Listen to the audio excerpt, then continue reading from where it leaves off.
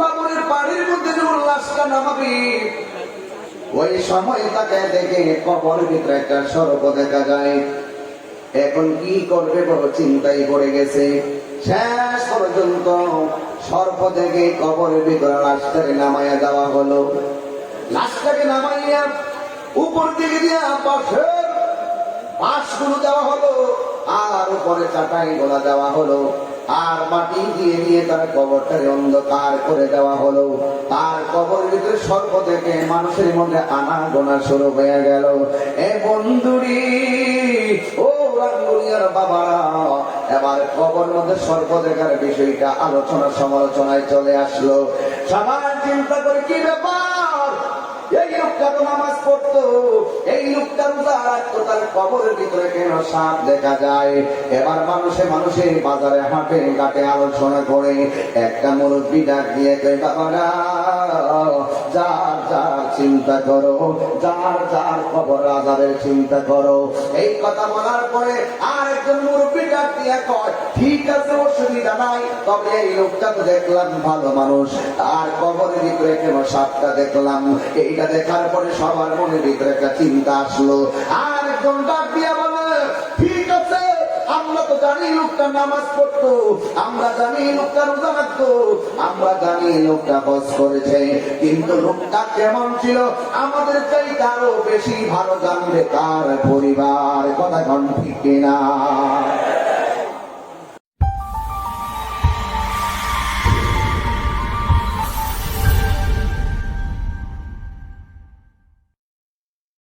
الصلاة والسلام عليك يا حبيب الله، الصلاة والسلام عليك يا شفيع المذنبين، الصلاة والسلام عليك يا رحمة للعالمين، اللهم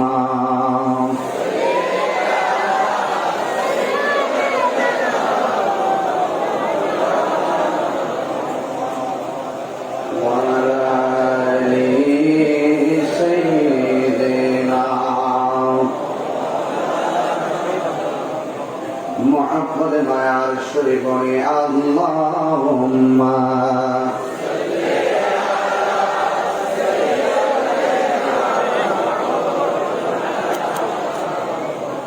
ওয়া আলা আলি সাইয়্যিদিনা।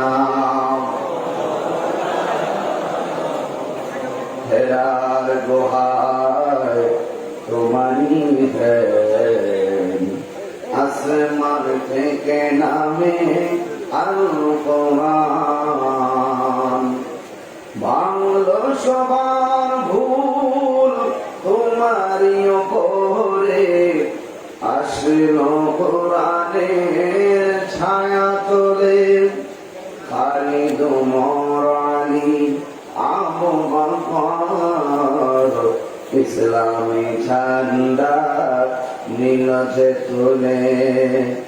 আল আমিন তুমি ছিলে চিরদিন সকল মানুষ করে, হে রাসূল তোমাকে ভুলি আমি কেমন করে, হে রাসূল তোমাকে হাজারো দেখা বেদনার পরে, ফিরে আসনি তুমি আপন করে, দিনের আলো তুমি ছড়িয়ে দিতে, চলে গেছো মদিনা মক্কা ছেড়ে, হে রাসূল তোমাকে ভুলি আমি, হে রাসূল তোমাকে। সকলে বলি আলহামদুলিল্লাহ। সময়ের নিরূপণে খুতবা না পড়ে আমি মূল আলোচনার দিকে চলে যাচ্ছি। স্টেজে 40-45 মিনিট বসেছিলাম, সেটাও আমি আন্তরিকতা, মহব্বত, ভালোবাসায় আপনাদেরকে দীর্ঘক্ষণ এমনিতে দেখার সুযোগ পেয়েছি। আলহামদুলিল্লাহ বলেন। মালিক আমাদেরকে এনেছেন, বাছাই করে করে এনেছেন। নিয়ামতের কাজ যখন বান্দা দ্বারা সম্পন্ন হয়, মনে করবেন সেখানে ডিল করে স্বয়ংকে রহমতের চাদর বিছিয়ে এখানে নিয়ে এসেছেন। আমাদেরকে ভুল কিংবা দুনিয়ার লৌকিকতা আমাদেরকে অ্যাটাক করতে পারি। যে মরিব আমাদেরকে মাপে এনেছেন, শুকরিয়া তার সকলে বলুন আলহামদুলিল্লাহ। আজ চট্টগ্রাম রাঙ্গুনিয়া উত্তর নোয়াগাঁও শাহ মজিদিয়া মসজিদ প্রাঙ্গণে বিশাল আয়োজনে মোদি কনফারেন্সের সম্মানিত সভাপতি মৌলানা সৈয়দ মোহাম্মদ জাহিদুল হক কাদরি সাহেব, আজকের প্রোগ্রামের সম্মানিত উদ্বোধক বিশিষ্ট সমাজসেবক মোহাম্মদ হোসেন সৌদাগর সাহেব, প্রধান অতিথি সম্মানিত কাউন্সিলর আলহাজ জালালউদ্দিন সাহেব, আপনাদের সামনে যিনি দীর্ঘক্ষণ কোরআন সুন্নাহর আলোকে কথা বলেছেন, যার উপস্থিতিতে আজকে এই মাহফিল অলংকৃত শোভাবর্ধন হয়েছে,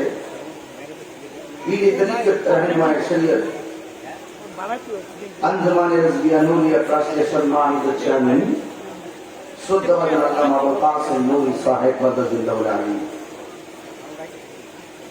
বক্তব্য রেখেছেন আল্লামা খায়রুল আমিন চিশতি সাহেব মাদাদুল্লাহ আলামিন, বক্তব্য রাখবেন বন্ধুবর মাওলানা উমর ফারুক নাঈমি সাহেব, সংবর্ধিত অতিথি হিসেবে আছেন আলহাজ মোহাম্মদ হারুন মাতবর সাহেব, মোহাম্মদ শহীদুর রহমান প্রবাসী সাহেব, আমন্ত্রিত বক্তা মাওলানা দেলোয়ার হোসেন সাহেব, মাওলানা ইলিয়াস আশরাফি সাহেব, মাওলানা আবু বকর আল কাদরি সাহেব, মাওলানা আলী আকবর সাহেব, আজকের দিনে আহ্বায়ক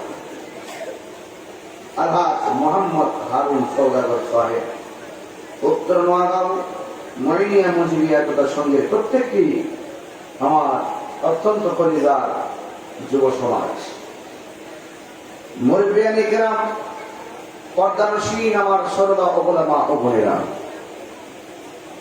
যে আল্লাহ পাক আমাদের সকলকে আজকের এই মাহফিলে উপস্থিত হওয়ার তৌফিক দিয়েছেন, এই জন্য শুকরিয়া তান সকলে বলুন আলহামদুলিল্লাহ। লাখ কোটি দরুদ সালাম ওই নবীর নূরানি কদম মোবারকে, যিনি হায়াতুন নবী, নূর নবী, গায়েবের খবর দেনে ওয়ালা হুজুরে পুর নূর সাল্লাল্লাহু আলাইহি ওয়াসাল্লামের উম্মত হিসাবে আল্লাহ পাক আমাদের সকলকে কবুল করেছেন, এই জন্য শুকরিয়া তান সকলে আবারও করি আলহামদুলিল্লাহ।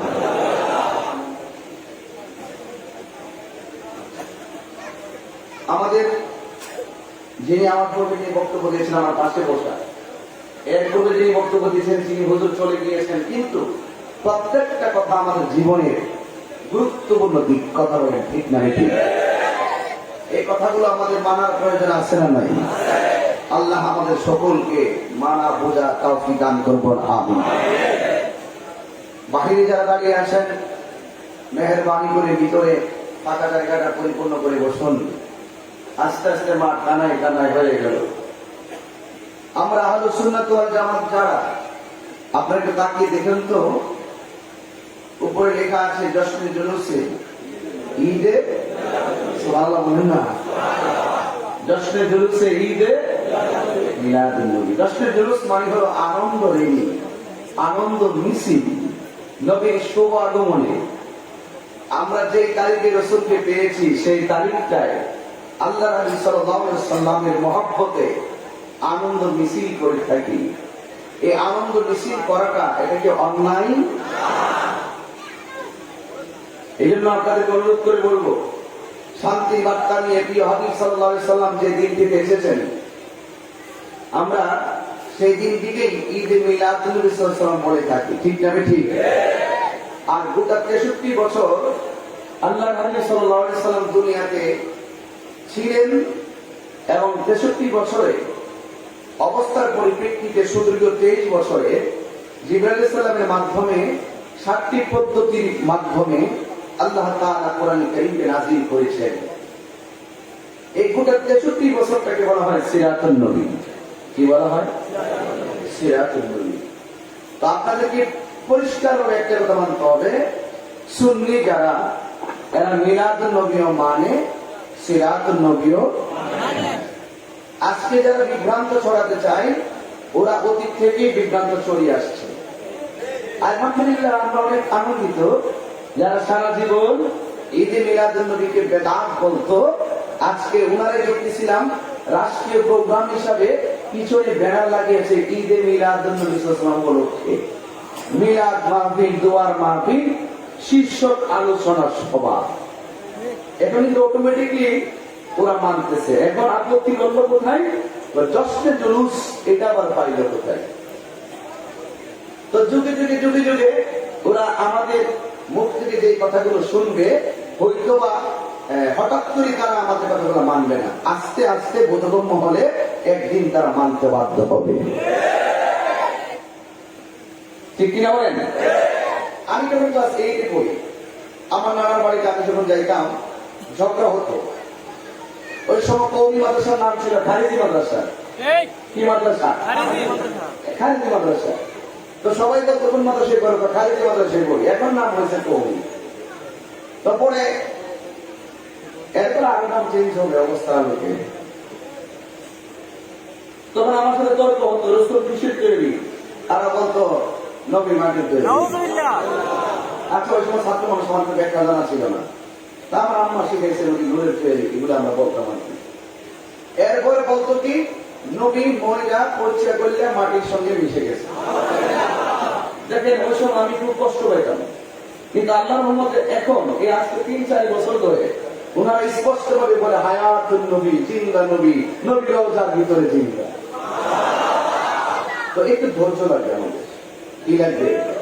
তো আস্তে আস্তে মানুষের যখন বোধ শক্তি হয়, আস্তে আস্তে মানুষ যখন জানতে পারে, অটোমেটিকলি সে বুঝতে পারবে। কথা বল ঠিক না? এটা আমরা খুব হঠাৎ করে বিচলিত হব না, হঠাৎ করে বিচলিত হব না, কারণ আল্লাহ তাকে হেদায়েত করে, মৃত্যুর আগেও তাকে হেদায়েত করতে। পরিষ্কার কথাটা? তাহলে আসুন তো দেখি ঈদে মিলাদুন নবী। ঈদে মিলাদুন নবী সাল্লাল্লাহু এর মানে হলো, ঈদ মানে হলো খুশি, আর মিলাদুন নবী হলো আমার নবী পাকের শুভ আগমন।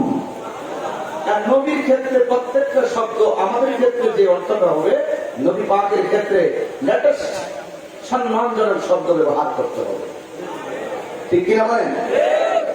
আমরা যেমন গরু রাখি, যে রাখি তাকে রাখাল বলি, কথা ঠিক কিনা? কিন্তু আল্লাহ হাবিব সাল্লাল্লাহু আলাইহি ওয়াসাল্লামের ক্ষেত্রে এই সমস্ত শব্দ সম্বোধন করতে আল্লাহ পাক নিষেধ করেছেন। ঠিক কিনা বলেন?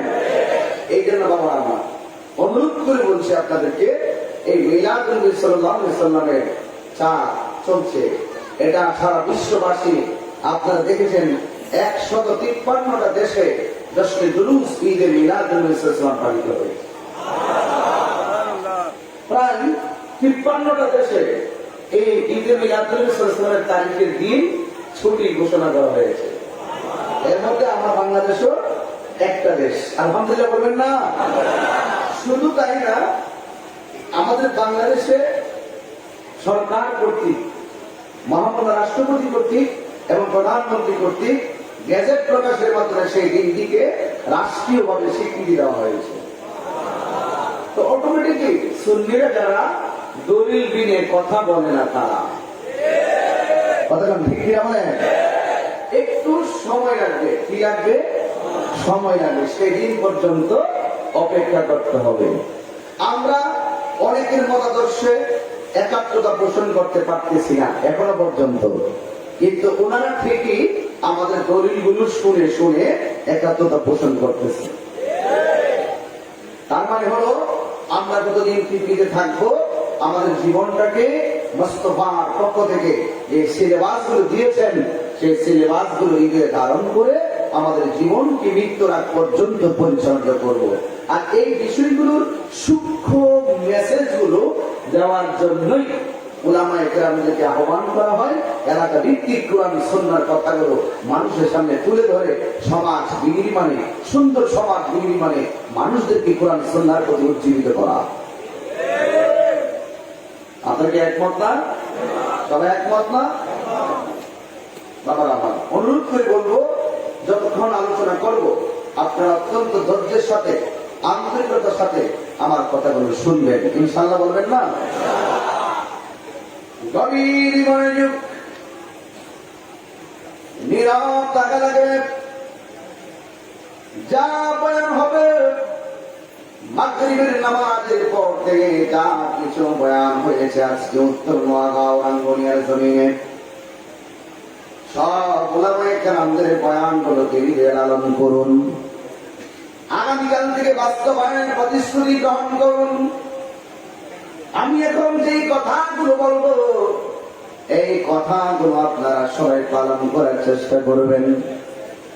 আপনারা পালন করার আগে আমি নিজে প্রতিশ্রুতি গ্রহণ করলাম, আমি যা বলবো তা আগে আমি নিজে আমল করব। আল্লাহ পাক রব্বুল আলামিন যেন আমাদের সবাইকে আমল করার তৌফিক দান করে। জবান খুলে বলুন আমিন। আমার যুবক ভাইরা, দাড়ি পাকাওয়ালা মুরব্বি বাবারা, পর্দানশীল আমার মা ও বোনেরা, পায়ের মধ্যে হাত দিয়ে বলে যায়, নিঃশ্বাসের কোনো বিশ্বাস নাই। আজকে আমি দেখলাম এই যে মাহফিলটা হলো নবমতম মাহফিল, কথা কোন ঠিক কিনা? এই 9টা বছরের ভিতরে অনেকগুলো মানুষ এই মাহফিলের মধ্যে ছিল, টাকা দিয়া পয়সা দিয়া মাহফিলটাতে শরীক হয়েছিল। 10 টাকা হোক আর 100 টাকা হোক কিংবা 10,000 হোক, অনেক মুরব্বীরা পরামর্শ দিয়ে সহযোগিতা করেছিল।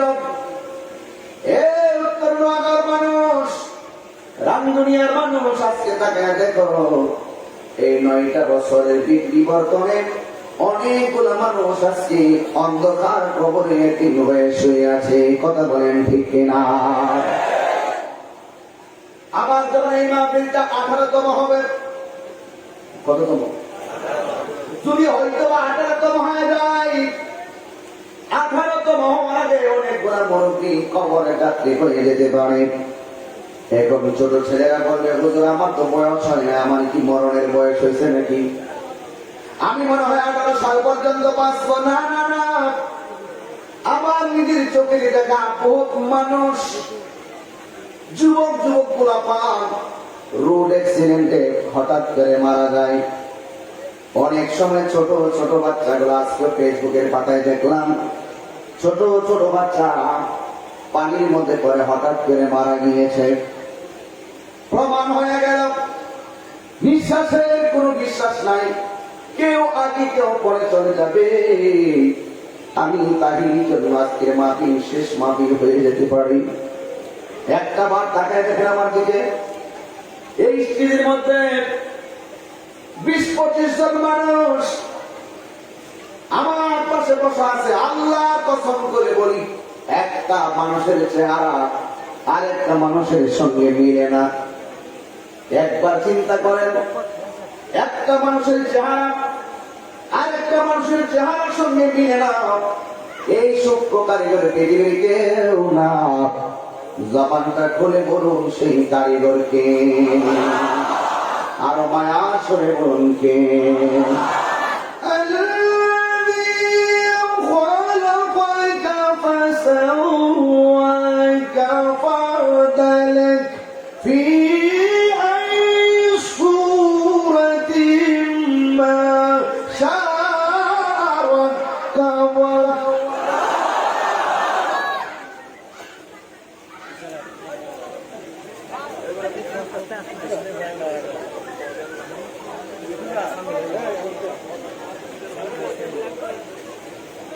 আল্লাহ রাব্বুল আলামিন বলেন,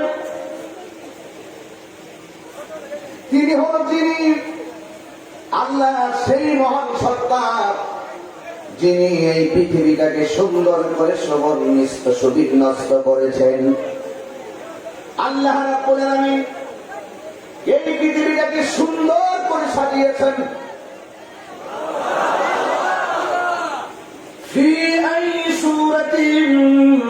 يشاء ركبك الله أكبر আমার সমাজে কালো আছে না নাই? আমার সমাজে বুবা আছে না নাই? কালো মানুষ দেখে ঘৃণা করবেন না, বুবা মানুষ দেখে ঘৃণা করবেন না, এতিম মিসকিন দেখলে ঘৃণা করবেন না, আতর লেঙ্গা দেখলে ঘৃণা করবেন না। কারণ কেন জানেননি? আল্লাহ বলেন ফি আইনি সূরাতিন মা শাআ রাক্কাবাক। আমি আল্লাহ রাব্বুল আলামিন মানুষ বানিয়েছি, আমি আল্লাহ যেমন চেয়েছি আমার পছন্দ মতো আমার বান্দার আকৃতি বানিয়েছি। তুমি যাকে ঘৃণা করো ভালোবাসে কে?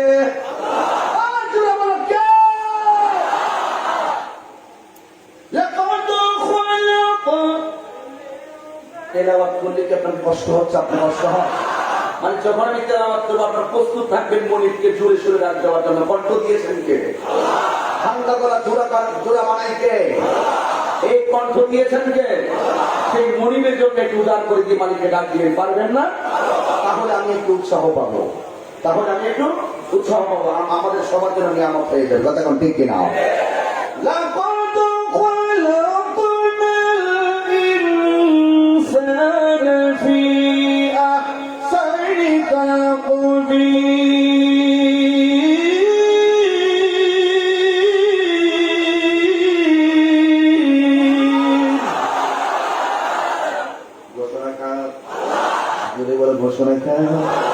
আল্লাহ অবশ্যই অবশ্যই আমি আমার বান্দাদেরকে অনেক সুন্দর নমুনায় বানিয়েছি।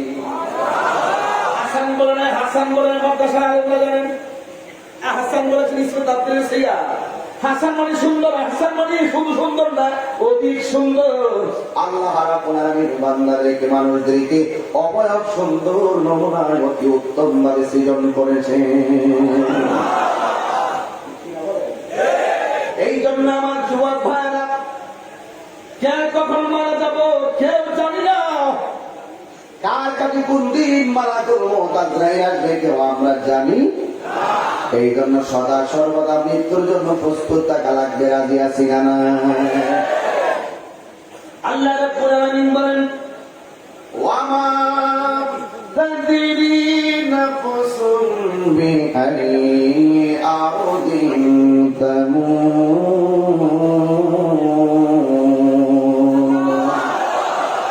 তুমি তো জানো না কোন জায়গায় তোমার মরণ হবে, তুমি তো জানো না কোন জায়গায় তোমাকে আজরাইল অ্যাটাক করবে। এই জন্যই তো আমার নবী বলেছেন দিনে রাইতে 20 বার যারা মরণের কথা খেয়াল করে ওই দিন যদি তার কাছে মালাকুল মউত আজরাইল এসে যায় আর ওই দিন যদি তার মরণ হয়ে যায়, আমার আল্লাহ তার মরণটাকে শহীদের খাতায় লিখে দিবেন। নবী আমার উম্মতের জন্য কত ফ্যাসিলিটি দিয়ে দিয়েছেন। মরণের কথা স্মরণ করলে কারেন্টের বিলের মতন টাকা দেওয়া লাগে না। মরণের কথা স্মরণ করলে সম্পত্তি কি দেওয়া লাগে না। মরণের কথা স্মরণ করলে একটা মনের ব্যাপার লাগে। কি মনের ব্যাপার? আল্লাহ তুমি আমাকে বানাইছো, তুমি আমার নিয়ে যাইবা, আমার জীবন আমার মরণ সব একজনের জন্য জবান খুলে কম তিনি কে?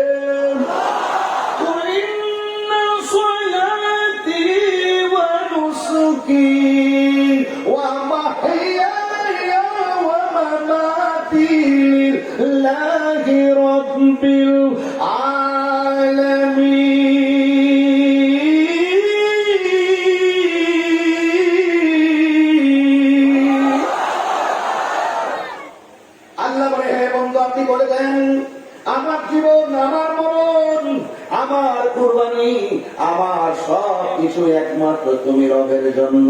জবান খুলে বলুন আমাদের রবকে। প্রত্যেকটা ডাক আল্লাহর কাছে কবুল হয়ে গেলে দেখবেন ডাকে ডাকে গুনাহ মাফ হয়ে যাবে। মা তো কি মা এমন মা ডাক্তার কেন দিয়েছে? ডাক্তার শুনলে বুঝতে পারে ছেলে বিপদে ডাকছে নাকি খাবার জন্য ডাকছে।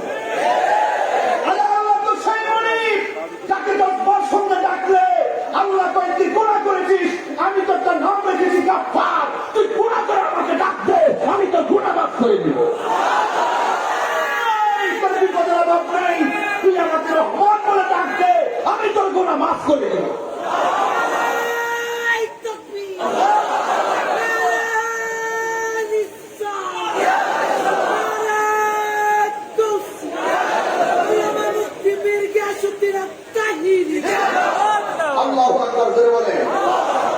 এই মনিবের নামে ডাক দিলে গুনাহ মাফ হয় কি হয় না?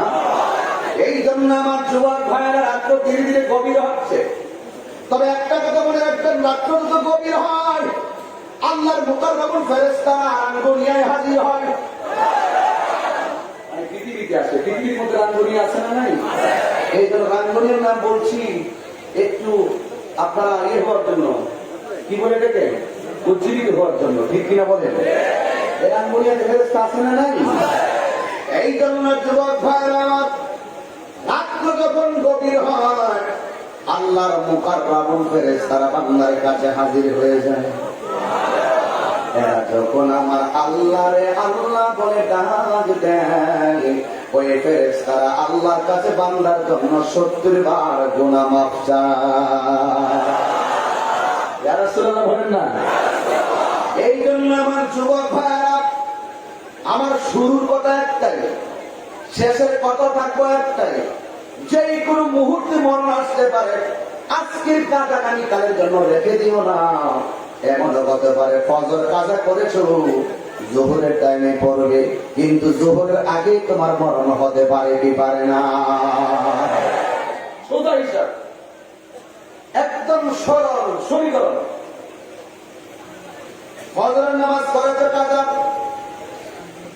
এমন হতে পারে যোহরের আগে তোমার মরণ হতে পারে।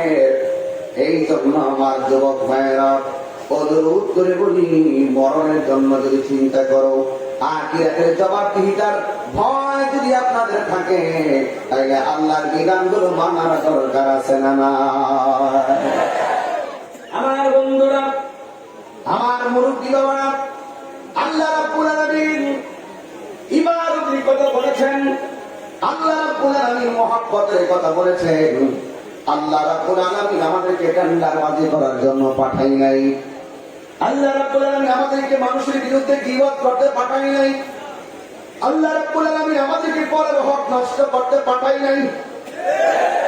এখন বলবেন তাহিরি হুজুর, আল্লাহ রাব্বুল আলামিন আমাদেরকে কেন পাঠিয়েছেন? আমার আল্লাহ বলেন, ওয়া মা খালাকুতুল জিন্না ওয়াল ইনসা ইল্লা লিয়াবুদুন। আমি মানুষ এবং জিন জাতিকে সৃষ্টি করেছি একমাত্র আমি আল্লাহর গোলামি করার জন্য। নামাজ পড়লে যার গোলামি হয় রে ও রাঙ্গুনিয়ার বন্ধুরা, রোজা রাখলে সেই মালিকেরই গোলামি হয়। আরে বাবা, রোজা রাখলে যেই মালিকেরই গোলামি হয়, জিকির করলো সেই মালিকেরই গোলামি হয়। কথা কোন ঠিক কিনা? আল্লাহ বলে, আমি আল্লাহর নাম ছাড়ো, আমার আরো শত নাম আছে, ওই নামের প্রত্যেকটা নামের গুণে আমি আল্লাহ বান্দার মাফ করে দেই। এক বেচারা গুনাহ করেছে, তুমি নিজে জানো, লুকা জিনা করেছে, তুমি পৃথিবীর কাউকে জিনার কথাটা বলো নাই। এক বেচারা চুরি করেছে, তুমি নিজে জানো, কিন্তু তুমি অন্য কাউকে এই কথাটা বলো নাই। এক বেচারা অন্যায় করেছে, তুমি জানো এই লোকটা গুনাহ করেছে, অন্যায় করেছে, এরপর তুমি বলো নাই। এই লোকটার দোষটা তুমি গোপন রেখেছো। আল্লাহকে বান্দারে, এই বান্দার গুনাহ তুই গোপন রেখেছিস, এই লোকটার অন্যায় তুই গোপন রেখেছিস। তবে একটা কথা শুনে রাখ, আমি আল্লাহর আর একটা নাম হলো সত্তার।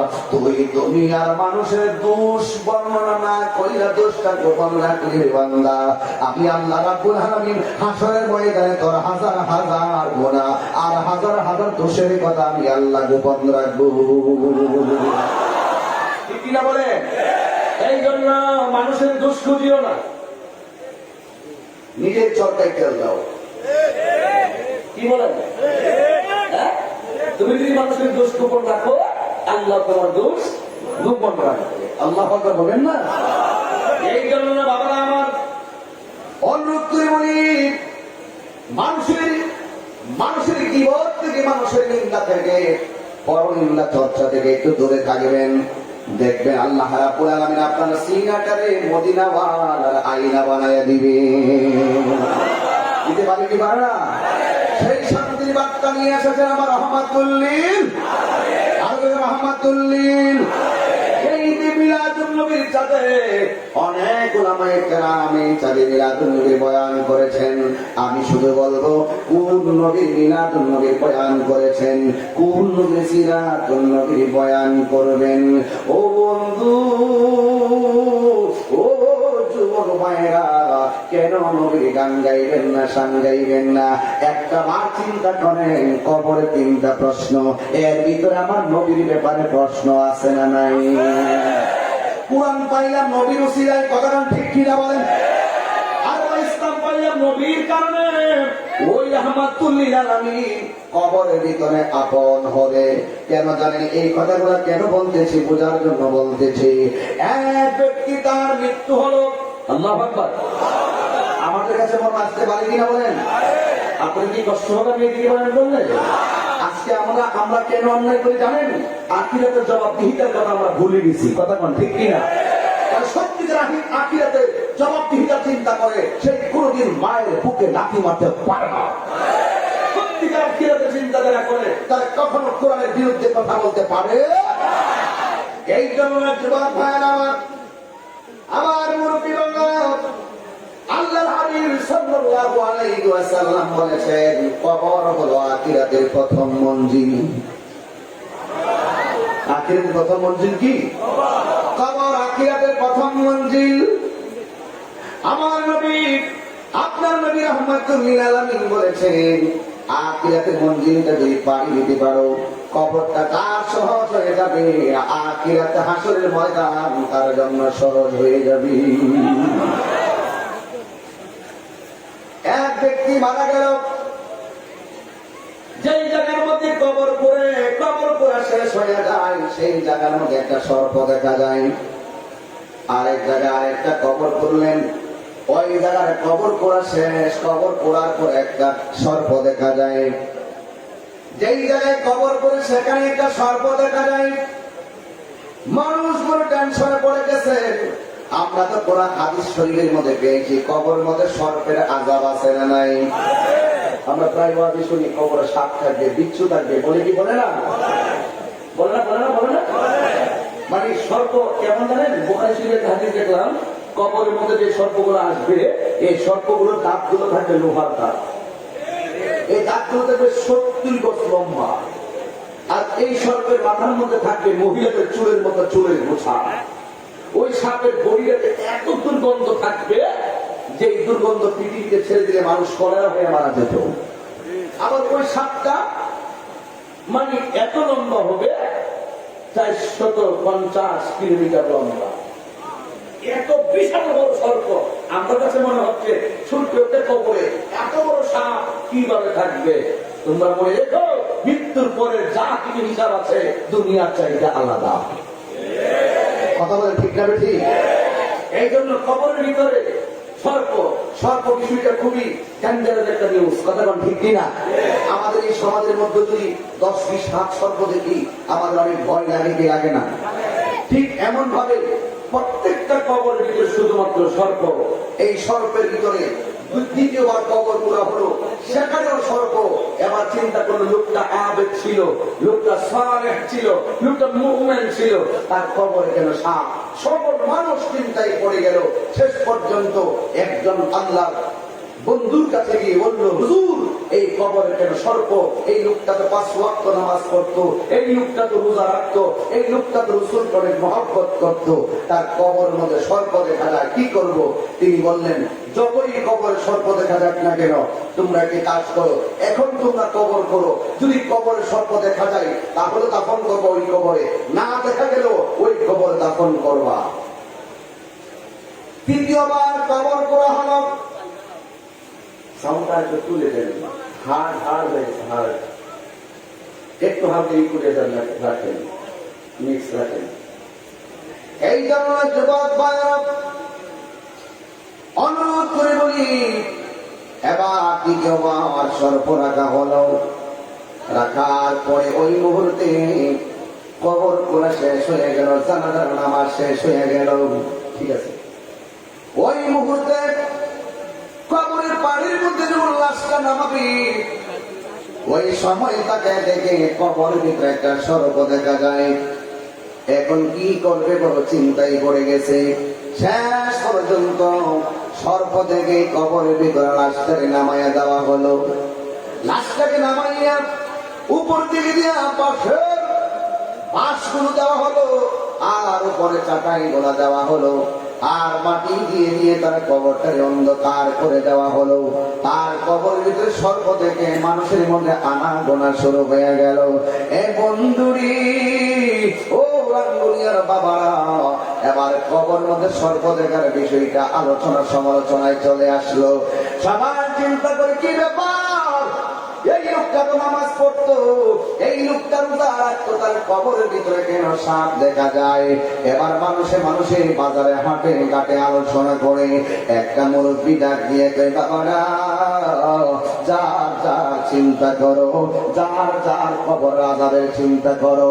এই কথা বলার পরে আর একজন মুরব্বী ডাক দিয়ে কয়, ঠিক আছে অসুবিধা নাই, তবে এই লোকটা তো দেখলাম ভালো মানুষ, তার কবরের ভিতরে কেন সাপটা দেখলাম? এইটা দেখার পরে সবার মনের ভিতরে একটা চিন্তা আসলো। আর একজন ডাক দিয়া বলে, ঠিক আছে, আমরা তো জানি লোকটা নামাজ পড়তো, আমরা জানি লোকটা রোজা রাখতো, আমরা জানি লোকটা হজ করেছে, কিন্তু লোকটা কেমন ছিল আমাদের চাইতে আরো বেশি ভালো জানবে তার পরিবার। কথা কোন ঠিক কিনা? পরিবারের কাছে যাওয়া হলো, স্ত্রীর কাছে গিয়ে জিজ্ঞাসা করা হলো, তোমার স্বামী মারা গেল, তোমার স্বামীর কবরের ভিতরে শুধুমাত্র আমরা সাপ দেখলাম, আমরা তো জানি তোমার স্বামীটা 5 ওয়াক্ত নামাজ পড়তো, আমরা তো জানি তোমার স্বামীটা ভালো মানুষ ছিল, কিন্তু তার কবরের ভিতরে সর্প দেখলাম, এটা তো ভালো কোনো লক্ষণ না, এটা তো ভালো কোনো লক্ষণ হতে পারে না। তুমি মেহেরবানি করে বলো তোমার স্বামীর চরিত্রটা কেমন ছিল? সব গুণের কথা আমরা জানি, তবে আমরা তো কোনো দোষের খবর জানি না।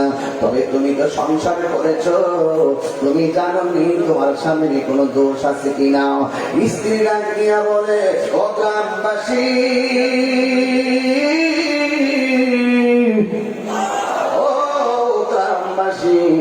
আমার স্বামী যে নামাজ পড়তো কথাটা সত্য, আমার স্বামী যে রোজা রাখতো কথাটা সত্য, কিন্তু আমার স্বামী এত বড় নেক কাজ করার ভিতরে একটা দোষ আছিল,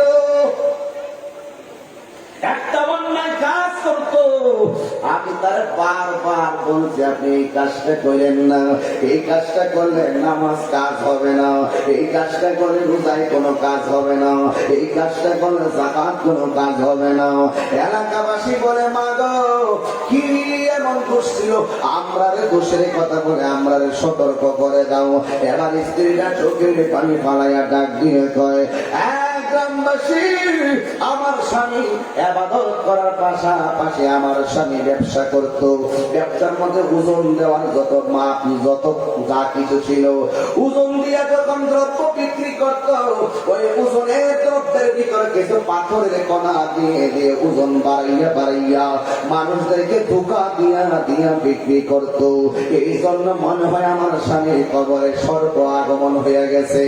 এই জন্য বন্ধুরে ওজনের ভিতরে প্রতারণা করতো, এইভাবে মাপ দিত, মাপের ভিতরে পাথর গুলা ঢুকাইয়া দিত, দিয়ে দিয়ে ওজন করতো। যেমন আমাদের দেশে সরিষা আছে না নাই? আরো জোরে বলো, সরিষা আছে না নাই? সরিষা ভালো করে পরিষ্কার না করিয়া পাথরে কিছু কণা কানা দিয়ে যদি তারা বিক্রি করে, তাই এই বিক্রি করার কারণে ওই পাথর এই সরিষার ওজন বেড়ে যাবে। সরিষার ওজন যখন বেড়ে যাবে, ওই মুহূর্তে ওজন বাড়লে টাকাও বেশি পাওয়া যাবে। কথা কন্যা ঠিক না বেশি? মুরব্বীর সামনে তোমরা কেন যাও? ঠিক আছে, আমি এলাকা আসলে বলি আপনার মাঠ বড় করবেন, তোমরা মুরব্বীর সামনে আসো কেন? আদর ঠিক রাখবে, আদর ঠিক রাখো। আমার সাথে লোক কোথায়? তোমরা দায়িত্ব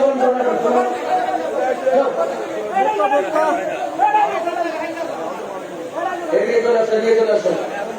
এগুলো অসম্ভব।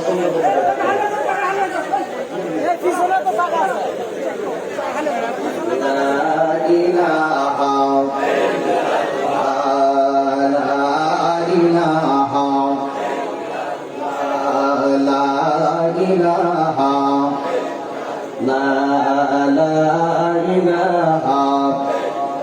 লা ইলাহা ইল্লাল্লাহ মুহাম্মাদুর রাসূলুল্লাহ সাল্লাল্লাহু আলাইহি ওয়াসাল্লাম। জোরে জোরে কি আল্লাহু আকবার বলা যাবে না? আর জোরে বলি ইয়া রাসূলুল্লাহ। চোখের পলকে তুমি হতে পারো। একটা কসম কি গাইবো? অসুবিধা আছে নাকি? আমাকে বলে তাহিরি শুধু গান গানই গায়, আমার তো বদনামের অভাব নাই। সারা দুনিয়া গাইলেও দোষ নাই, তাহিরি গাইলে দোষের অভাব নাই। এই দেহে যতদিন প্রাণ থাকবে মোস্তফার শান চলবে, এই দেহে যতদিন প্রাণ থাকবে ওলি আল্লাহর শান চলবে, এই দেহে যতদিন প্রাণ থাকবে কোরআনের শান চলবে।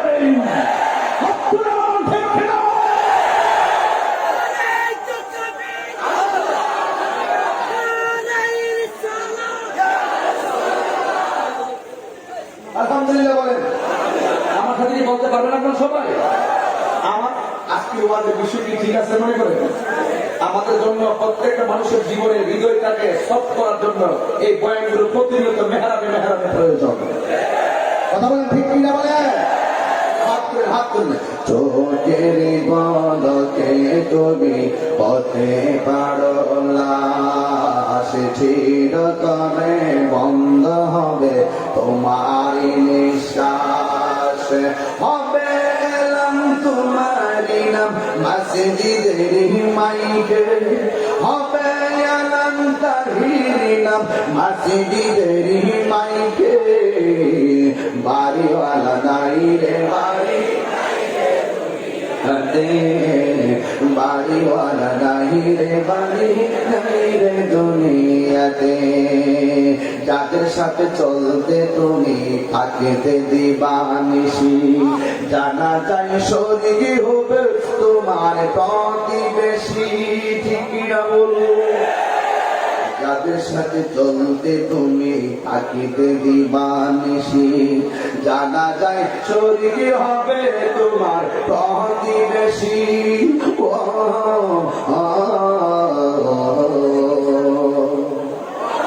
স্বজনেরা নিয়ে যাবি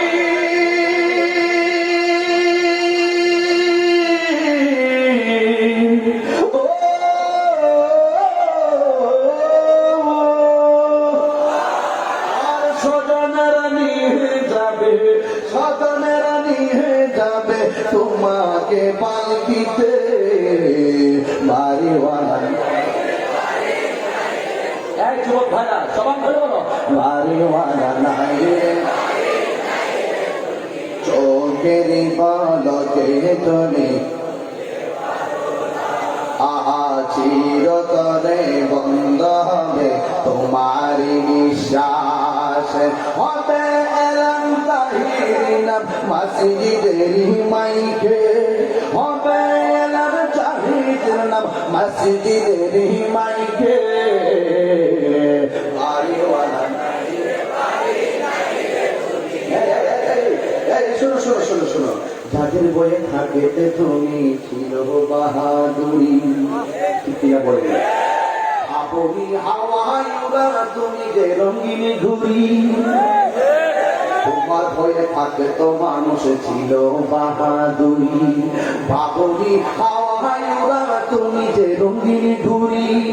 ও ও সত্যই গান দিলে বাড়ি,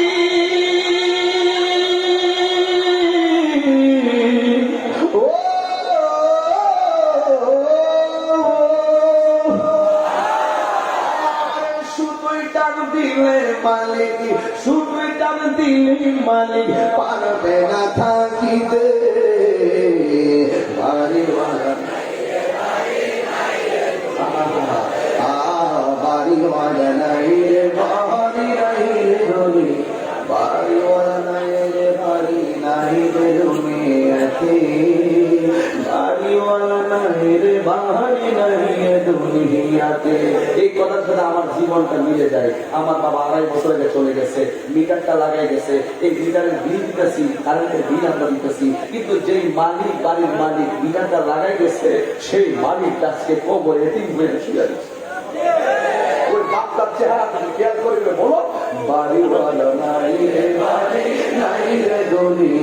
দুনিয়াতে বাড়িওয়ালা নাই রে বাপ নাই রে দুনিয়াতে চোখের পক্ষে তুমি চিরতরে বন্ধ হবে তোমার নিঃশ্বাস হবে এলাম তোমার নাম মসজিদের মাইকে হবে নাম মসজিদের মাইকে বাড়িওয়ালা নাই রে ও বাড়িওয়ালা নাই রে বাড়ি নাই রে দুনিয়াতে একটা জবান বন্ধ রাখবেন না, জবানটা খুলে বলুন আল্লাহু আকবার। আমাদের দেশে যদিও গমের সঙ্গে পাথর মিশায় না, আমার দেশে যদিও সরিষার সঙ্গে পাথর মিশায় না, আমার দেশে যদিও চাউলের সঙ্গে পাথর মিশায় না, আমাদের দেশে যদিও ভুট্টার সঙ্গে পাথর মিশায় না, আমার দেশে যদিও সোয়াবিন তেলের সঙ্গে পাথর মিশাই না, কিন্তু একটা কথা হলো আমার দেশে বহুত ব্যবসায়ী দুধের সঙ্গে পানি মিশায়।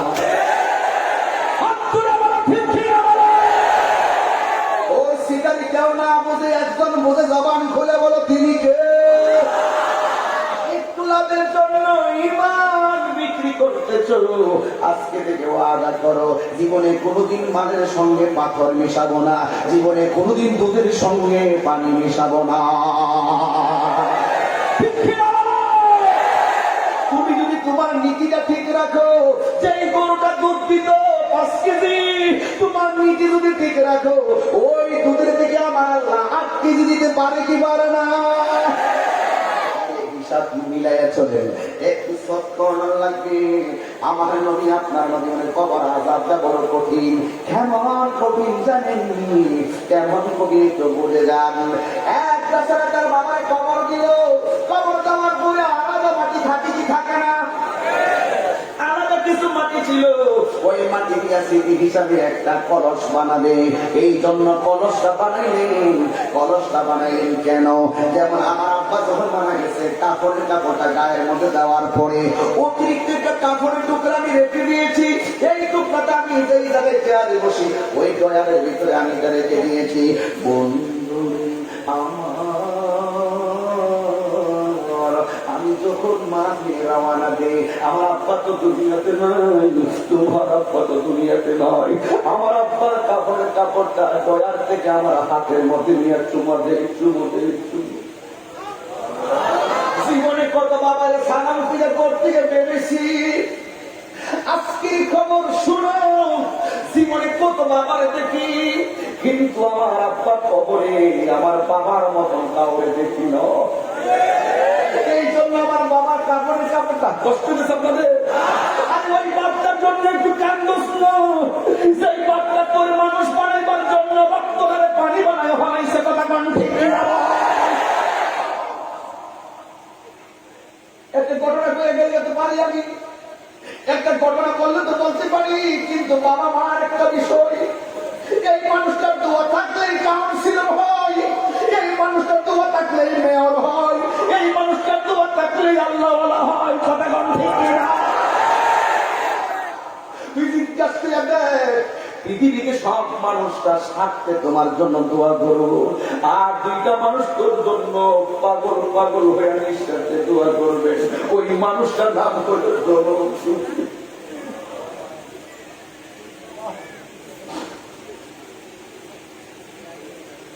এই মানুষটা বড় ভালো মানুষ, এই মানুষটা না খাইয়া তোর খাওয়াইবো, ভালো মানুষ।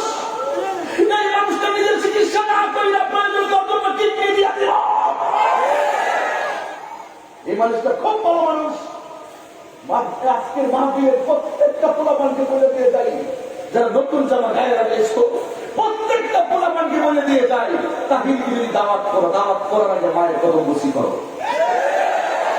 তাহিরের কাছে বলি ধরে তুমি তাহিরকে বাবা বলতে চাও, নিজের বাবার কদমে তোমার কবুকটা লাগাই দাও, আর না হয় আমাকে দাওয়াত করবে।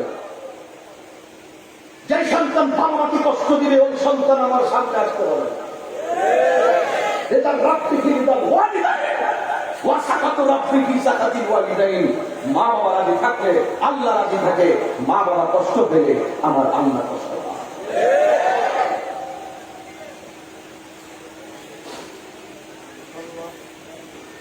হারিয়ে যাব একদিন আমি রমনায় ভুবন চিরদিন, হারিয়ে যাব একদিন আমি রমনায় ভুবন চিরদিন।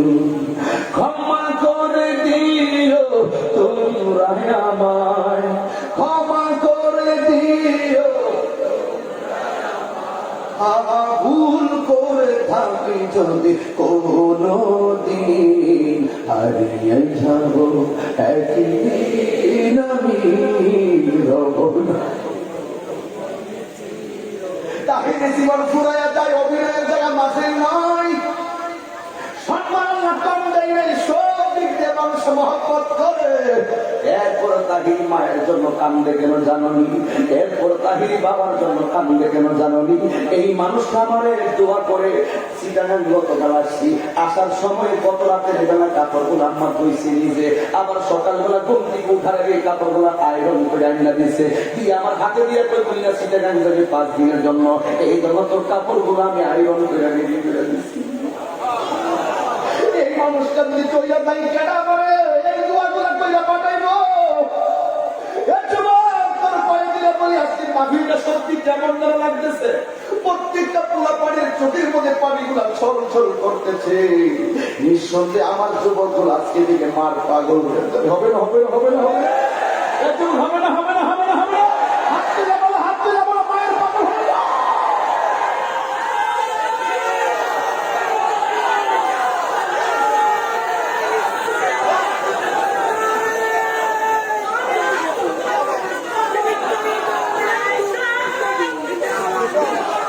Allah, Allah, Allah, Allah, Allah, Allah, Allah, Allah, Allah, Allahu Akbar, Allahu Akbar। এই গুরুস্থানের প্রত্যেকটা কবরে যারা অনেকদিন আগে শুয়ে গেছে, এরা কেমন আছে আমরা জানি না। আজকের মাহফিল উসিলাই, চোখের পানির উসিলাই, আমার দাদার গুনাহ, আমার দাদির গুনাহ, আমার নানার গুনাহ, আমার নানির গুনাহ, আমার ভাইয়ের গুনাহ, আমার বোনের গুনাহ, আমার বাবার গুনাহ, আমার তালুর গুনাহ, আমার মায়ের গুনাহ, আমার খালাম্মার গুনাহ মাফ হইতে পারে কি পারে না? পারে পারে পারে পারে। কারণ শুনো শুনো, কেন পারে আমি বলে দিই, কেন পারে আমি বলে দিই, কেন পারে বলে দিই, কারণ জাহান্নামের আগুনকে 70,000 ফেরেশতারা টেনে ধরে রাখতে পারে না, আশেকের চোখের পানিতে জাহান্নাম ভাঙিয়ে পালায় যায়। আমি বিশ্বাস করি, আমি বিশ্বাস করি এই মাহফিল উসিলাই কবর আযাব মাফ হয়ে যেতে পারে, আমাদের গুনাহ মাফ হয়ে যেতে পারে, আমাদের ভাগ্যের চাকা খুলে যেতে পারে, দিতে চাইতে পারো না রিজিকের তালা খুলে যেতে পারে। তো এই কমে গেছে করোনার কারণে, আল্লাহ পাক দিনের দরজা, এলেমের দরজা খুলে দিতে পারে, পারে কি পারে না ভাই? এই জন্য আমার বাবার কাপড়ের কাপড়টা এখান থেকে ওয়াজটা আমি ইমোশনাল হয়ে গেলাম। একটা বিষয় বুঝানোর জন্য, বাবাটা যতদিন আছে তোমার উপরে এমন একটা ছায়া আছে, এই বাপটা যখন চলে যাবে দেখবে সেই ছায়াটার দাম কত। দাগ থাকতে তাদের মূল্য কেউ বুঝে না, দাগটা না থাকার পরে বুঝবা তাদের মূল্য কত। কথা বলে ঠিক না ঠিক? এই জন্য যুবক ভাইরা দিলটা নরম করে দিল।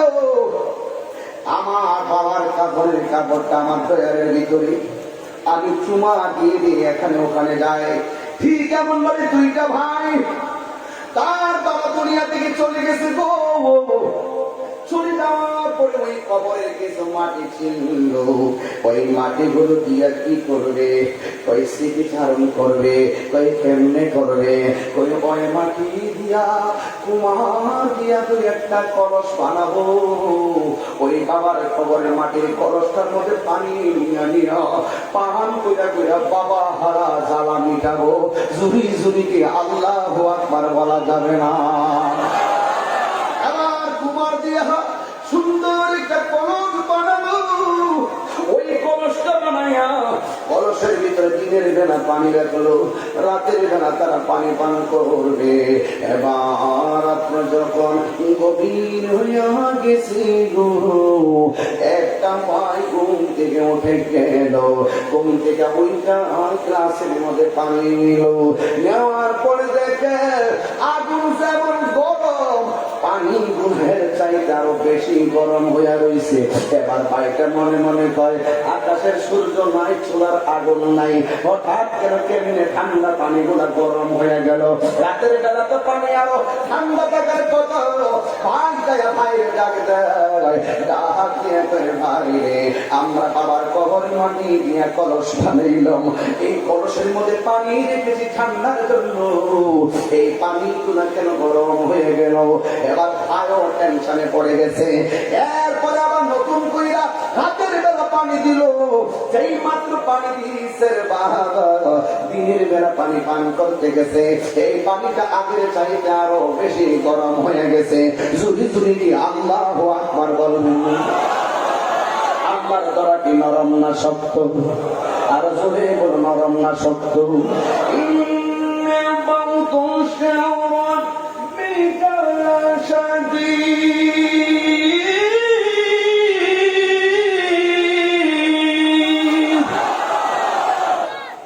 আল্লাহর ধরা কি নরম না শক্ত? আল্লাহ যারা ধরে ধরার মতোই ধরে, ঠিক কিনা বলুন? আল্লাহ ছেড়ে দেয় কিন্তু ছাড় দেয় না, মনে রাখবেন। আল্লাহ ছেড়ে দেয় কিন্তু ছাড় দেয় না। তুই নামাজ পড়স নাই, রোজা রাখিস নাই, 5 ওয়াক্ত নামাজ পড়স নাই, ঠিক আছে। আমি বাবা দুনিয়ার ফ্যাক্টরিতে চাকরি করলে 2 দিন না গেলে 2 দিনের বেতন কাটা দেয়। আর আল্লাহর কাছে আমাদের চাকরি, এই যে 5 ওয়াক্ত নামাজ আমরা 1 ওয়াক্ত হাজিরা দেই না, 3 ওয়াক্ত হাজিরা দেই না, 5 দিন 6 দিন 10 দিন নামাজ পড়ি না। আমার আল্লাহ এমন বড়, এমন মহিয়ান গরিয়ান, যে আল্লাহ আমার নামাজ না করা সত্ত্বেও আমার খাওয়াইতেছে, পড়াইতেছে। দুনিয়ার মালিক, ওরে ফ্যাক্টরির মালিক, 3 দিন আগে বেতন কাটতে দেয়, হাজিরা না দিলে বেতন কাটতে দেয়। আর আমার আল্লাহ 5 ওয়াক্ত হাজিরা দিয়েছেন, 5 ওয়াক্ত নামাজ আমরা মাসের পর মাস কাটাই দিলাম, একটা বেলা খাবার আল্লাহ বন্ধ করে নাই। কথা বুঝেন? এই জন্য আল্লাহ ছাড় দেয় কিন্তু ছেড়ে দেয় না।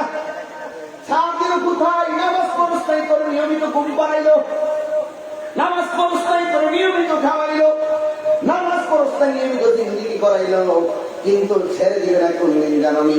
নামাজ না করার কারণে হাসরের ময়দানে আল্লাহ সর্বপ্রথম যে হিসাবটা নিবে, এই হিসাবটাই হইল নামাজের হিসাব। একটা কদম সামনে যেতে পারবি না হিসাব দিয়ে। ওই যে ছাড় দিছে দুনিয়ায়, ছেড়ে দিবি না হাসরের মাঠে। হিসাব নিয়ে কথা বলি। এই জন্য যুবক ভাইরা দিনের বেলা পানি দিল, রাতের বেলা পানি খাবার গরম হয়ে গেল। বন্ধুরে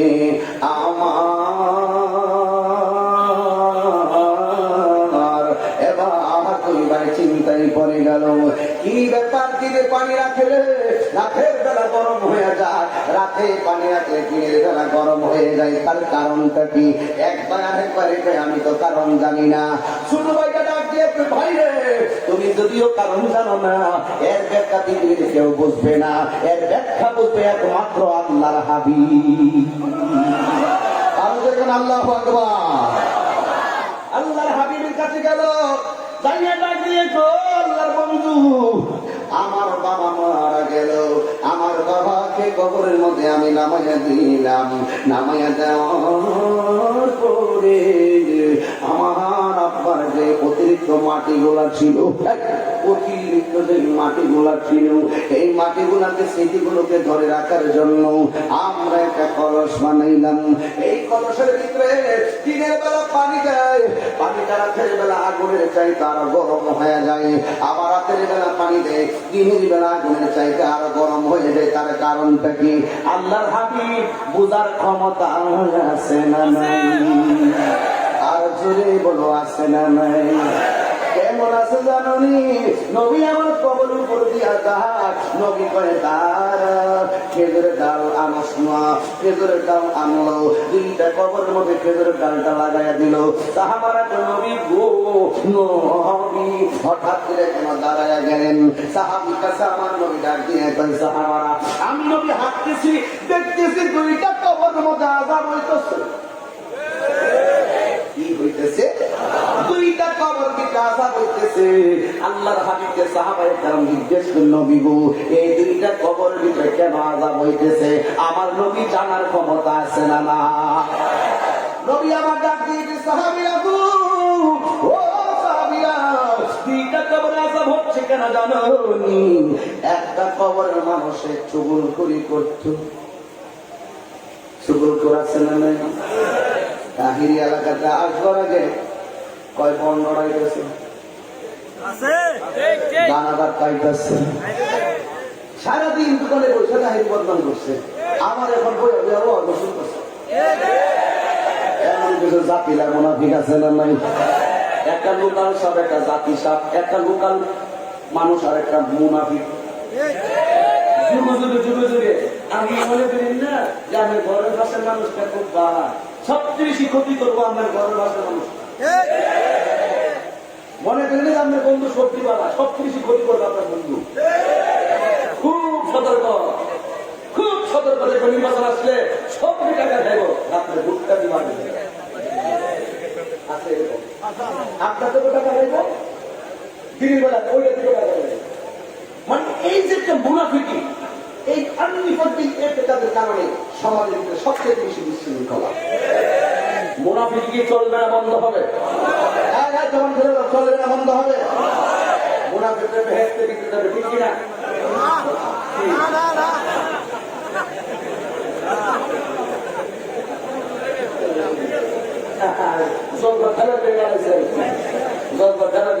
অসুবিধা না। মুনাফিকের আসতে যাইব, মুনাফিকের আসতে যাইব। মুনাফিক সমাজ আছে না নাই? পৃথিবীর সবচেয়ে ভয়ঙ্কর হলো মুনাফিক। আমার নবীর কাজ হয়ে যায় যে মুনাফিক করে ভয়ঙ্কর। মুনাফিক তোমার মধ্যে চলবে, তোমার সাথে খাইবে, তোমার সাথে ঘুমাবে, সুযোগ পাই আল্লাহ শরীর ফারুকি মতো গলার মধ্যে ছুরি চালাইয়া বিদায় করে দিবে। আমিও খুব সাবধানে থাকি। এই মুনাফিকরা, আমি তো মোবাইলে ফোনই কম ধরি। হুজুর একটা দাওয়াত দিব, রাখতে পারবেন? একটা দিব, দেড় লাখ দিব, আমি তোমার মোবাইলের দাওয়াত আমি গ্রহণ করি না। প্রথমে বলি তোমার এলাকার এমপি সাহেবকে, চেয়ারম্যান সাহেবকে, মেম্বার সাহেবকে ডাটা সংগ্রহ, আর আপনি ক্লাস দিতাম না, ওইটা দিতে হবে। সব কথা করা দেবো না। তাহলে আসল দেখি একটু মুনাফিকের জায়গাটা কি বেহেশতে দিতে হবে না জাহান্নামে দিতে? তাই ওই মনিকে ডাক দিবেন মহব্বতে, ডাক দিবেন আল্লাহকে, ডাক দিবেন মুনাফিকের আয়াতটা পড়ি, এরপরে আপনারা আল্লাহকে ডাক দিয়ে পানা চাইবেন। রাজি আছেন ইনশাআল্লাহ? ইন্নাল মুনাফিকিনা ফি দারকিল আসফালি মিনান নার।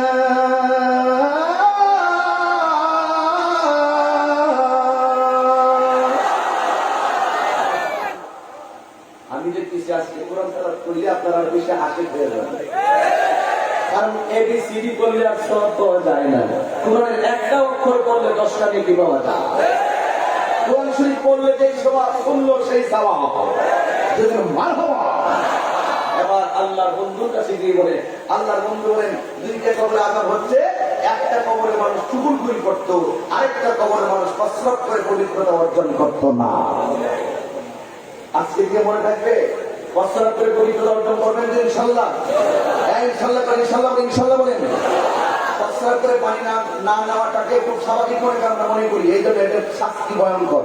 আর মুনাফিকি আমরা খুব স্বাভাবিক মনে করি, মুনাফিকিটা করি, এই জন্য এটার শাস্তি ভয়ঙ্কর। আল্লাহর হাবিব বলেন যে এটা যেন স্বাভাবিকভাবে, যে বিষয়টিকে স্বাভাবিকভাবে গ্রহণ করো, অন্যায়কে অন্যায় মনে করো না, এটার জন্য সাজা হবে বেশি। কারণ জেনে গুনাহ করলে সাজা কম হয় না যদি হয়। এই জন্য আজকে দিয়ে মুনাফিকি চলবে না, বন্ধ হবে। মুনাফিকের আলামত কয়টা? যদি কয়টা? 1 নম্বরে কথা বললে কি বলবে? 2 নম্বরে ওয়াদা করলে ইদা ওয়াদা আখলাফা, ইদা ওয়াদা আখলাফা। এরপরে কি ইজ্জত তুমি না হওয়া না, ইজ্জত তুমি না হওয়া না, ইজ্জত তুমি না হওয়া না। যখন তার কাছে আমানত রাখা হবে, আমানতের খেয়ানত করবে, এমন কিছু আন্তর্জাতিক মুনাফিক সমাজে আছে না নাই? টাকাটা নেওয়ার সময় বাবা ডেকে টাকা নেবে, দেখবেন কেউ জানে না 1 লাখ টাকা, হ্যাঁ আমার সংসার 1 লাখ টাকা দেন, আমি আগের মাসে দিয়ে দিব। ওকে, উনি তো দরকারি মানুষ, উনি টাকা দিয়ে দিলেন, কিন্তু টাকা দেওয়ার সময় কিন্তু কেউ জানে না। কিন্তু টাকাটা আনতে গেলে দেন দরবার ঝগড়া করে টাকা আনতে হয়। এই মুনাফিকদের শাস্তি কম না বেশি? এই জন্য মুনাফিকের শাস্তি কবরের মধ্যে আছে তো। এই জন্য এখন থেকে সাবধান হয়ে যান। যারা কথায় কথায় মিথ্যা বলে, এরা কি? এই যে একটা মোবাইল, আল্লামা সৈয়দ আবুল কাসেম নূরী সাহেব হুজুর এই মুনাফিকের এই মোবাইলের বড় মুনাফিক। এই মোবাইলের যে অবক্ষয় এটা নিয়ে আলোচনা করেছেন। এই মোবাইলটা হলো মিথ্যা কথার ফ্যাক্টরি। এখানে বন্ধুদের প্রয়াস আসছে, আমি আছি কিছু বলেন আপনার ভালো লিখবেন। মানে এই যে মোবাইলটাকে হাসি খুশিতে বন্ধু বন্ধুর সাথে খুব এনজয় করে মুনাফিকি করতেছে আর ওয়াদা খারাপ করতেছে। এই সমস্ত মুনাফিকদের শাস্তি কি কম না বেশি? এগুলো অনুরোধ করে বলবো, আজকে কি মুনাফিকি চলবে না বন্ধ হবে? মিথ্যা কথা কি চলবে না বন্ধ হবে? আল্লাহর হাবিবের কাছে বললেন যে আমার বাবার কবরের উচ্ছিষ্ট মাটি দিয়ে আমি একটা কলস বানিয়েছি। এই কলসে পানি রাখলে এই কলসের পানিগুলো আগুনের চাইতে কি হয়ে যায়? ও বন্ধুরে, গভীর মনোযোগ মহব্বত নিয়ে বসে যান। আল্লাহর হাবিব ডাক দিয়ে, হে যুবক, তোমরা কলসের মধ্যে পানি রাখলে পানিটা কেন গরম হয়ে যায় জানোনি? একটা কারণে পানিটা গরম হয়ে যায়। তোমার আত্মার যে কবরের ভিতরে শুহাইছো, তোমার আত্মা কবরের ভিতরে আযাবের মধ্যে আছে। আপনারা বলেন আমার নবী বোঝার ক্ষমতা আছে না নাই? ওই কবরের মধ্যে আযাব হচ্ছে, ওই আযাবের প্রতিবিম্ব তোমাদের কবরের মাটির পাতিরা পানির মধ্যে আমার আল্লাহ ফেলে দিয়ে তোমাদেরকে বোঝাইতেছেন তোমার আত্মা কবরে বড় অশান্তিতে আছে। এই জন্য জবান করে বলুন, আল্লাহর ধরা কি নরম না শক্ত? এই জন্য আমার যুবক ভাইরা, কবর আযাব বড় ভয়ঙ্কর। আমার নবী আপনার নবী বলেন কবরে ভয়ঙ্কর আযাব হলো ডান পাশের মাটিটা এক প্রান্তে যাবে, বাম পাশের মাটিটা আরেক প্রান্তে যাবে। দুই পাশের মাটি তোমার এমন ভাবে চাপা মারবে, এক পাশের হাড্ডিগুলো আর এক পাশের হাড্ডির ভিতরে ঢুকে যাবে। এক আল্লাহর ওলি কবর থেকে একটা লাশ দেখলেন, দেখার পরে ওই কবর লাশটাকে জিজ্ঞেস করলেন, তোমার কবর থেকে নিচ পর্যন্ত জাহান্নামের আগুন কেন জ্বলতেছে? ওই লোকটা বলছিল, হুজুর, আমি যখন দুনিয়াতে ছিলাম আমার আম্মা আমার বলছিল একটা কাজ করার জন্য, আমি 3 বার পর্যন্ত আম্মারে না করেছি, আমি পারবো না।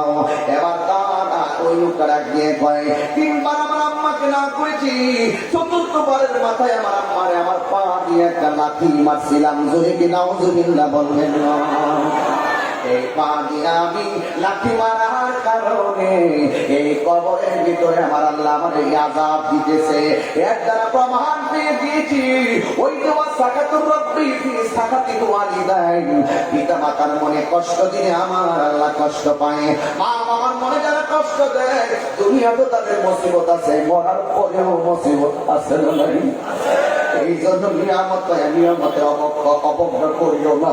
আজকে দিনে ওয়াদা করিলেন, যতদিন দুনিয়াতে বাঁচবেন ততদিন পর্যন্ত মাকে ভালোবাসবেন, ততদিন পর্যন্ত বাবাকে ভালোবাসবেন। কেন জানেন?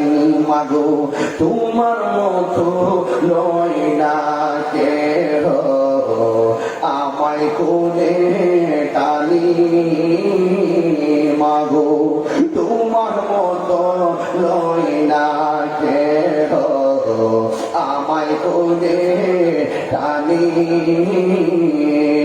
আঁচল দিয়ে মোচে নাকি, আঁচল দিয়ে মোচে নাকি আমার চোখের পানি।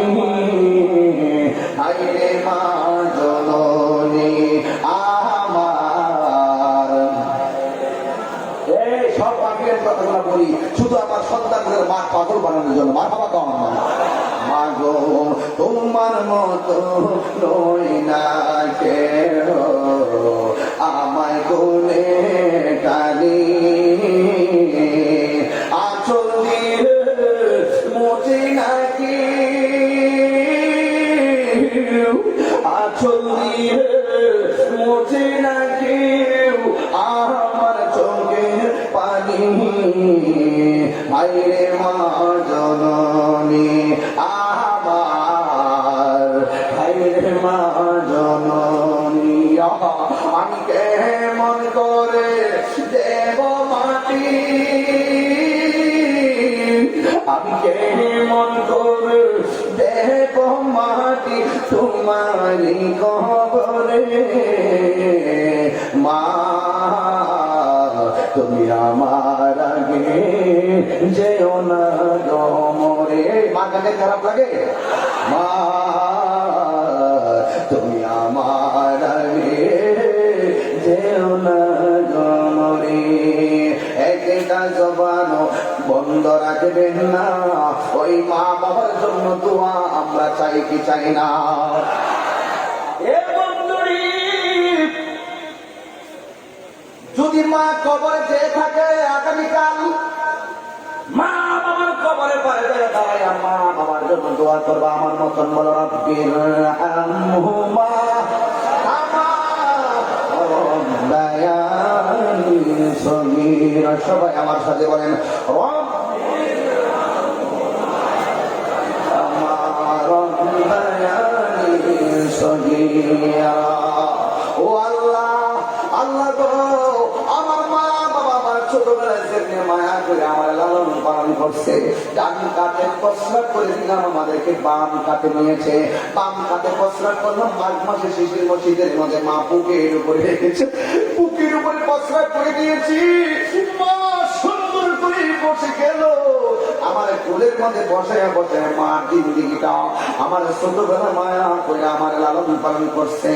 ও আল্লাহ, তুমি কেমন মেহেরবান। ছোটবেলায় মুখের মধ্যে গরম পানি নিয়ে জিহ্বা পুড়ে যাবে, ছোটবেলায় মুখের মধ্যে ঠান্ডা পানি নিয়ে বুকের মধ্যে ঠান্ডা লাগবো। আল্লাহ আমার মায়ের বুকের মধ্যে এমন একটা ভান্ডার দিয়ে দিয়েছেন, না গরম না শীত, এমন একটা ভান্ডার দিয়ে দিয়েছেন। এই দুধ পানি করে করে আমরা ধীরে ধীরে বড় হয়েছি। কথা কোন ঠিক কিনা? মায়ের একটার দুধের দাম কাটিয়া গাইর চাম, একটার দুধের দাম, একটার দুধের কাটিয়া গাইর চাম, পাপস বানাইল ঋণ শুধু হবে না, এ মন্দর দিন কেউ হবে না আমার মা।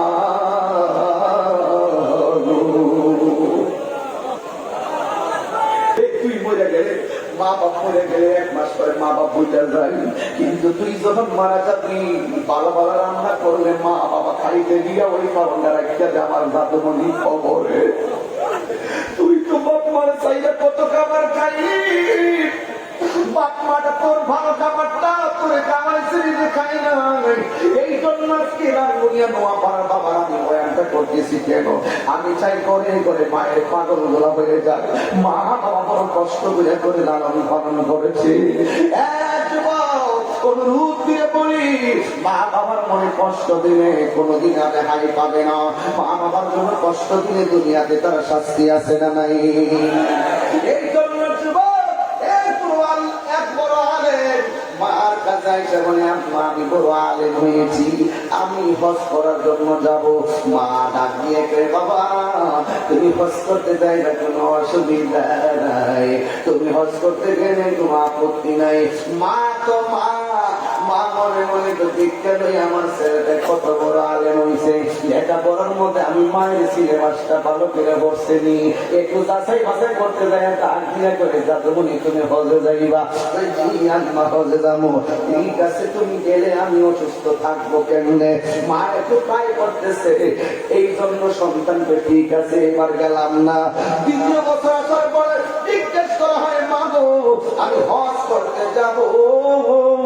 এবার মা ডাক দিয়ে দেখি আমার দাদুমণি কি কতটুকু আমার মহব্বত করে। ডাক দিয়া বলে, বাবা গতবারের চাইতে আমার শরীরটা এবার আরো বেশি খারাপ লাগে, তুমি এই বছর হজের মধ্যে যেও না।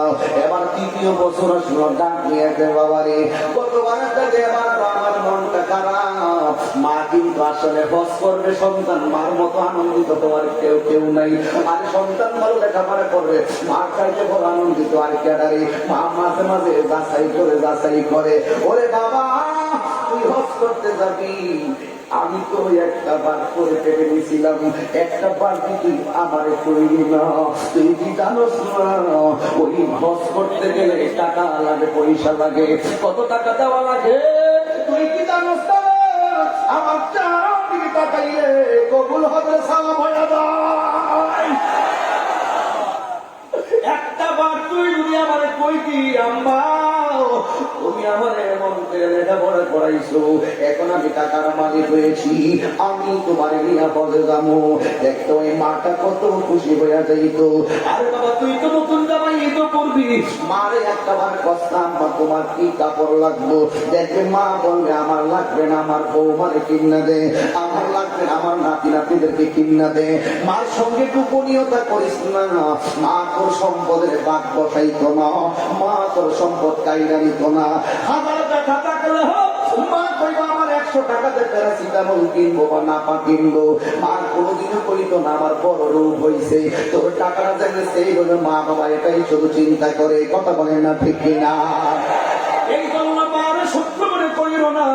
এবার ওই আলেন তৃতীয়বারের মাথায় মারেও হজের কথা কই নাই, এবার সন্তান মারেও অবজ্ঞা করে হজের মধ্যে রওনা দিছে। যাইতে হঠাৎ করে সন্ধ্যা হইয়া গেল, ওই মুহূর্তে এখন মসজিদের ভিতরে ঢুকলো। তুই কেমনে মনে করে আমি রাত্রটা কাটাইয়া দেই, সকালবেলা আমি আবার হেঁটে হজের দিকে রওনা দিব। এবার ফেরে গেল সন্তানটা ওই আদের মসজিদের মধ্যে নামাজে দাঁড়াইছে। নামাজের মধ্যে দাঁড়ানোর পরে পাশের বাড়িতে একটা চোর ঢুকলো, ওই চোরটাকে যখন ধাওয়া করলো, চোর তার চুরিকৃত মাল হাতের মধ্যে নিয়ে এমন জোরে একটা দৌড় দিল। দৌড়তে হঠাৎ করে ডান বাম দিয়ে মানুষ এসেছে, কিন্তু চোর দেখতেছে ডানে যাওয়ার জায়গা নাই, চোর সামনে যাওয়ার জায়গা না পাইয়া, পিছনে যাওয়ার জায়গা না পাইয়া হঠাৎ করে দেখতেছে মসজিদটা খোলা আছে। এবার মসজিদের ভিতরে ঢুকছে, দুইটা চুরিকৃত মাল মসজিদের মধ্যে রাইখা ওই চোর জানালা দিয়া পালায়া ভাইরা গেছে। এই দিক দিয়া গ্রামের মানুষ মসজিদের ভিতরে ঢুকছে, দুইটা দেখতেছে চুরিকৃত মালগুলা পড়ে রয়েছে, আর একজন মুসল্লি দাঁড়ায় নামাজ পড়তেছে। এলাকাবাসী কয় জীবনে কত চুর দেখেছি, এমন পাটপাট চুর তো জীবনেও দেখি নাই। চুরিকৃত মাল মসজিদে রাইখা আবার আল্লাহর সঙ্গে মস্কারা করতেছে। গ্রামবাসী যায় আঞ্জা মেরে ধরে ধরছে, শুধু কি আল্লাহু আকবার বলবেন না? ওই আলেম ডাক দিয়া করে, কি ব্যাপার? হাত করে দাঁত পালাইয়া দিন, চুরিকৃত মাল মসজিদের এইটা আল্লাহর সঙ্গে তামাশা করা আবার বলো কি করছো? এই কথা বলার পরে তাদের জড়াইয়া ধরছে। এবার আলেম করে আমি তো কিছুই বুঝতেছি না, ধরা করে চেয়ারম্যানের কাছে নিয়ে গেল, আমিরের কাছে যাইয়া ডাকিয়ে জীবনে কত সুর দেখলাম, এমন জাতের সুর তো আর কোনদিন দেখি নাই। চুরি আবার সে না জড়ি, আল্লাহর সঙ্গে করে না ফরমানি, সে চুরিকৃত মাল করতে বের কইরা মসজিদের মধ্যে রাইখা আবার নামাজে দাঁড়ায় গেছে মুসল্লি বেশে। হুজুর আপনি বিচার করেন। এবার আমি ডাক দিয়ে কই, চুরিকৃত মাল মসজিদে রাখা আর অপরাধে তার আঙুল দিয়ে সুই ঢুকাইয়া দেওয়া হবে, আর চুরিকৃত মাল মসজিদের মধ্যে রাইখা আল্লাহর সঙ্গে তামাশা করার কারণে তার চোখের মধ্যে সুই ঢুকাইয়া দেওয়া হবে। এই কথাটা তুমি এলান করে দাও। এবার এলান করে দেওয়ার দায়িত্ব দেওয়া হলো। এবার ওই চোর ওই আলেম ডাক দিয়ে কয়, হুজুর আমার হাত দিয়ে সুই ঢুকাবেন কোনো আপত্তি নেই, আমার চোখের মধ্যে সুই ঢুকাবেন কোনো আপত্তি নেই, তবে মাইকিং করার সময় এই কথা বললেন না আমি চুরি করছি, চুরের বিচার হবে, এই কথাটা বললেন না, বরং বলে দিলেন মার মনে কষ্ট দেওয়ার কারণে আমি বিনা দোষে দোষী হয়ে গেছি।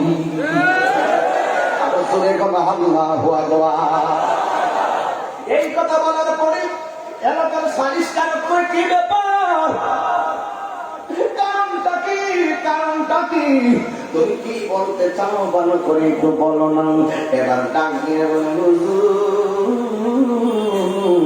আমি যা বলছি আপনি তাই করেন।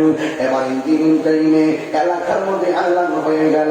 এবার হাজার হাজার মানুষ আসছে চোরের শাস্তি দেখার জন্য, কিন্তু যেহেতু হাতে নাতে ধরা পড়ছে, বাঁচার কোনো রাস্তা নাই। ওই মুহূর্তে এবার হাতের মধ্যে শুয়ে দিল, চোখের মধ্যে আঘাত করবে। ওই লোকটা করে ঠিক আছে হুজুর আমার কোনো আপত্তি নাই, চোখের মধ্যে শুয়ে দিবেন আমার কোনো আপত্তি নাই, তবে একটা কথা আছে, কই কি আমার চোখে যদি আপনি শুয়ে দিবেন তাইলে আমি তো অন্ধ হয়ে যাবো, আমি হলে তো বাড়িতে ফিরে যাবো। সেই মারে কষ্ট দিয়ে আইলাম, এই মারে তো আমি আর জিন্দিগিতেও চোখে দেখতে পারবো না। হুজুর আমার চোখের মধ্যে সুইটা ঢোকানোর আগে একবার আমার মায়ের কাছে লইয়া যান না, এবার মায়ের কাছে আমাকে নিয়ে যান না, আমার মারে আমি শেষবারের মতন একটু দেখা লই। এবার ওই সন্তানটারে ঠিকানা লইয়ে তার বাড়িতে গেল। বাড়িতে যাওয়ার পরে ইঞ্জিনিয়ারিং টাইমে তার মার কাছে নেওয়া হলো। ডাক দিয়ে বলে, মা এই সন্তানটারে আপনি চিনেননি, আরে তোর মতন ছেলে হাজার বার মার সঙ্গে পল্টি দিলি, তোর মতো সন্তান হাজার বার মারে ভুলে গেলি, তোর মতো সন্তান হাজার বার মারে বকা দিলি, কিন্তু মা তোর দিতে কি উত্তরটা দেয়, ও চেয়ারম্যান সন্তান মার বইয়া যাইতে পারব, কিন্তু মা কোনদিন সন্তান বলতে পারবে না।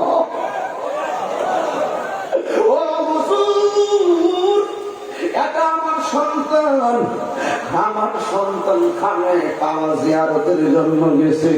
ইঞ্জিনিয়ারিং টাইমে কয় তোমার সন্তান তো হাতে নাতে ধরা খেয়ে গেছে। এই কথা বলার পরে আমরা সিদ্ধান্ত নিয়েছি তার চোখ দুইটা উপরে ফেলানো। মা কেমন মা দেখলে গত কিছুদিন আগেও আমার এলাকার একটা ছোট মেয়ের কিডনি চলে গেছে, কিন্তু মেয়েটার ঢাকায় সব চিকিৎসা করে ভালো হয় না, ডাক্তাররা খুব বসে পৌঁছে মাদ্রাজ নিয়ে যান, কেন করে কিডনিটা পরিবর্তন করবো। এখন মেয়েটার মাটা দিয়ে শুনো, তুমি কোথাও কিডনি পাওয়া না যায়, আমার তো কিডনি আছে।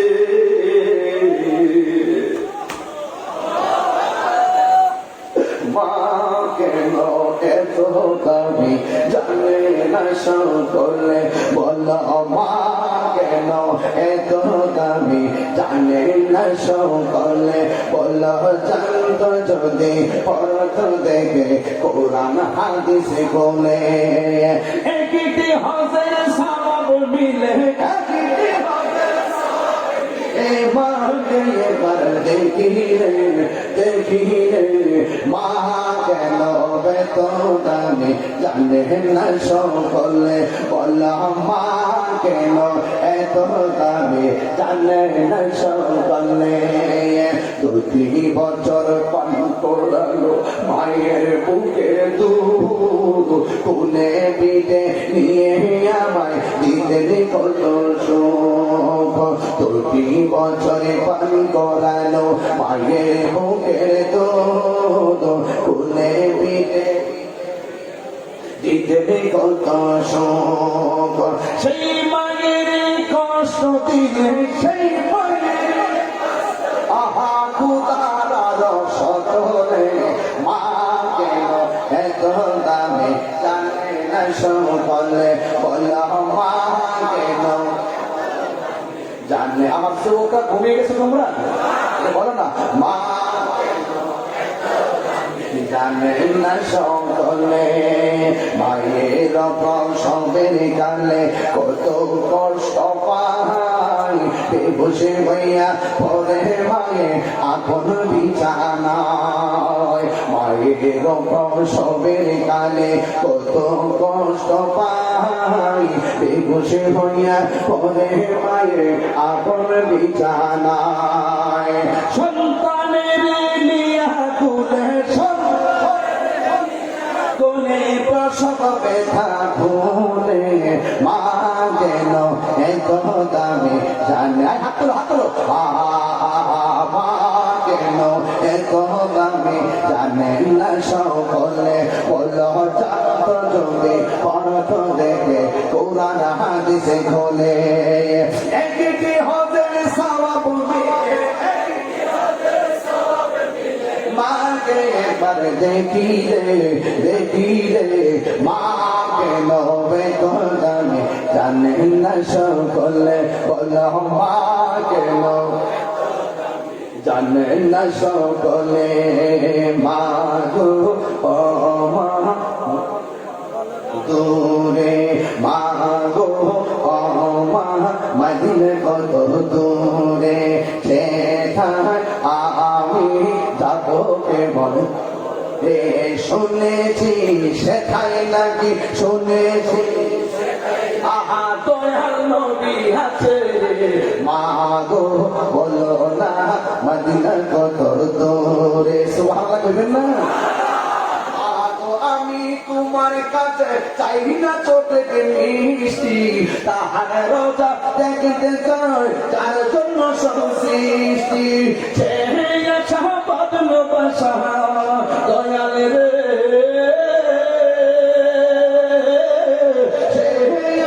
ভালোবাসা আমার অন্তরে মা গো বলো না মদিনা কত দূরে মা গো বলো না মদিনা কত দূরে সেখানে আমি যাব মন করে শুনেছি সেথাই নাকি শুনেছি দয়াল নবী আছে মা গো বলো না দূরে মা গো বলো না মদিনা কত দূরে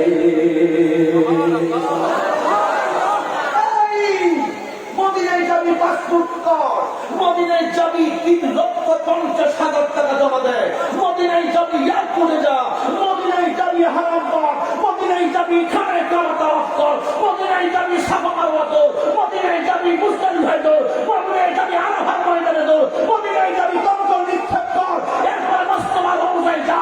আমার নবী বলেন হজ করতে গেলে এত কিছু লাগে, টাকা বলা মদিনায় আসবে, যাদের টাকা নাই তারা কি করবে?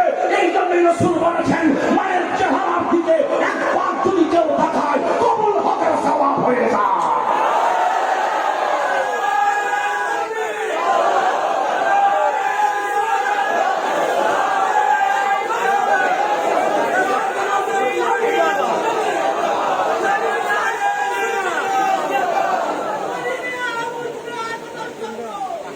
আল্লাহু আকবার জোরে বলেন আর ফির আল্লাহু আকবার। আরে হস্ত বছরে বছরে সময় আসে আর উমরা সময় থাকে যে কোনো সময়, কিন্তু মায়ের চেহারা এমন এক চেহারা, ইচ্ছে করলে তুই সকালে কামটা রাখতে পারো, ইচ্ছে করলে বিকালে কাম হয়ে যেতে পারে, ইচ্ছে করলে রাত্রেই তো হয়ে যেতে পারে। মায়ের চেহারা দেখার কোনো সময় নেই, যেই কোনো সময় মায়ের চেহারা মায়ের তাকাবি কবুল হজের সওয়াব দান করবে। আর কোন কথা আছে? আপনারা কারা কারা আমার কথার সঙ্গে একমত হাত তুলুন, হাত সোজা করুন, আজকে থেকে ওয়াদা করুন শেষ বেলায় একদম ওয়াজ ইতি করে দিলাম, 12টায় মোনাজাত হয়ে যাবে, একটা কথা বলবি যতদিন বেঁচে থাকবো কোনোদিন মা বাবা মনে কষ্ট দিব। হাত আপনার হাত নামায় ফেলছেন কেন? একটু দুইটা হাত সোজা করেন না। আপনি যে বারবার রাঙ্গনে আসে কি আপনারা বেজার হন নাকি? আপনাকে রাগ করেন নাকি?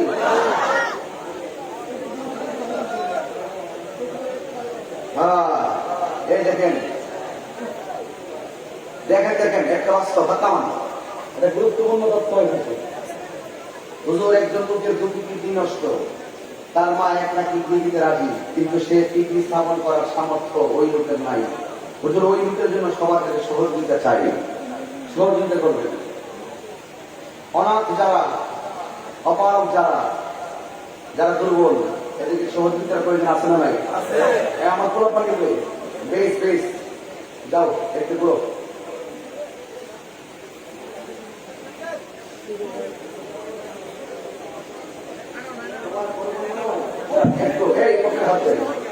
এই লোকটার জন্য আসলে সবাই শরীর হয়ে যায়। আমাদের সংগঠনের চেহারা টুপি নিয়ে হাঁটো, যে যতটুকু পারে সবাই রাখুন।